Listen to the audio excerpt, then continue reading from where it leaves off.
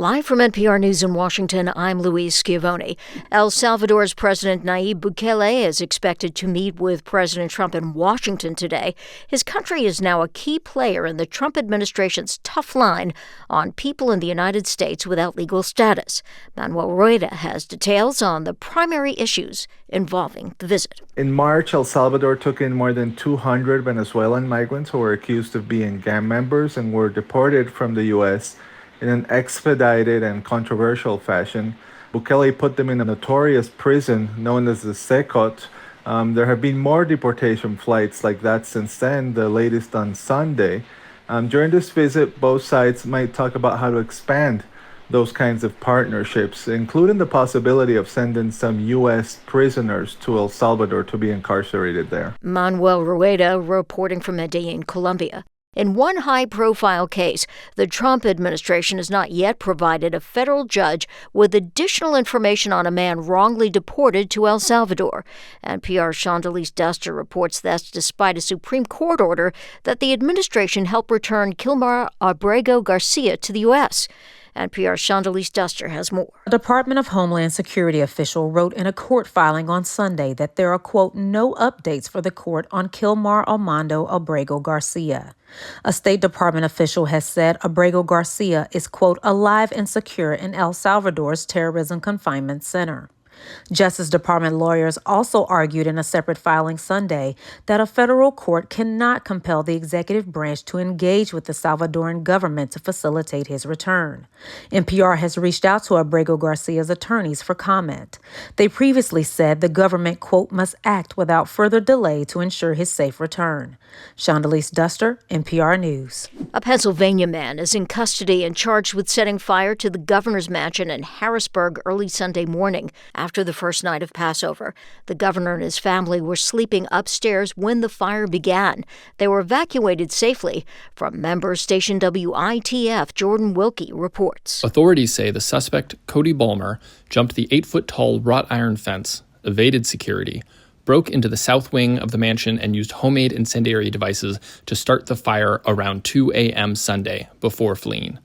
Ballmer was arrested Sunday afternoon in the Harrisburg area. Shapiro condemned the arson attack in remarks on Sunday. This type of violence is not okay. This kind of violence is becoming far too common in our society. Ballmer faces charges of attempted homicide, terrorism, aggravated arson, and aggravated assault against an enumerated person.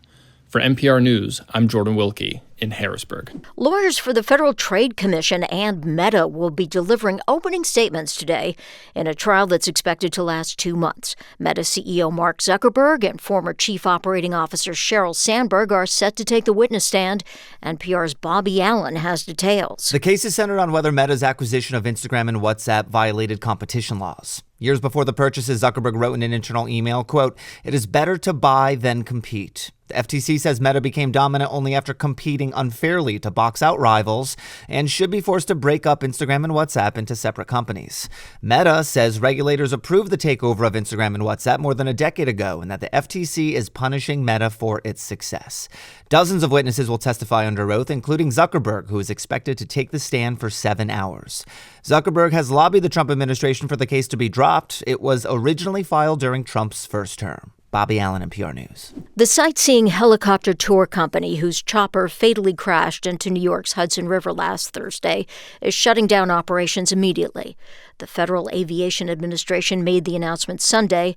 A family of 5 visiting from Spain and the pilot all died. Meeting a day after one of Russia's deadliest missile attack in its war on Ukraine, European Union foreign ministers are debating how, and for some countries whether, to get more aid to Ukraine. Terry Schultz reports the bloc's foreign policy chief is trying to finalize a plan to send Kyiv 2 million rounds of ammunition this year. The EU's top diplomat, Kaja Kallas, has tried to mobilize up to $45 billion in new aid to Ukraine.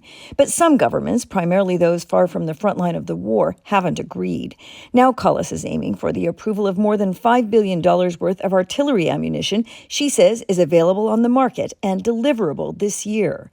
Referring to Moscow's strike on Sumy Sunday, Kallas addressed those who say they want the war to end. We need to do more so that Ukraine can defend itself and the civilians don't have to die. All those who want the killing to stop should put the maximum pressure on Russia. The EU is concerned the Trump administration may agree to drop sanctions on Moscow. For NPR News, I'm Terry Schultz in Brussels. British authorities are racing to keep the country's last steel plant functioning. With the Trump administration's tariffs on steel and the subsequent threat of global trade wars, Britain is trying to salvage its domestic production. NPR's Lauren Freyer has details. Two blast furnaces at a plant in Scunthorpe, northern England, are the only things keeping British domestic steel production alive, and they actually belong to a Chinese company. British lawmakers were recalled to Parliament from their Easter break this weekend and passed an emergency law giving the government temporary control of Britain's last steel plant, amid suspicions its Chinese owners might shut it down, sell it for scrap, and force this country to rely on Chinese steel imports. The death of domestic production suddenly looks more risky amid tariffs and trade wars. If the blast furnaces in Scunthorpe fall below a certain temperature, they cannot be revived. So British officials are rushing coal fuel to them as they weigh whether to nationalize them altogether. Lauren Freyer, NPR News, London. Lawmakers in Hungary are preparing to vote on a controversial constitutional amendment that aims to restrict the freedom of assembly for members of the LGBTQ community. As NPR's Rob Schmitz reports, critics say the amendment could go even further. The amendment, which is predicted to be passed by two-thirds of Hungary's parliament, would permanently codify a ban on public events held by LGBTQ communities in Hungary, including the annual Budapest Pride Parade. It will also provide a constitutional basis for denying gender identities or sexual characteristics of minority groups. The amendment, the 15th to Hungary's constitution since 2011, gives legal support to a law that was fast-tracked in March. That law also gives police powers to use facial recognition tools to identify individuals that attend prohibited events.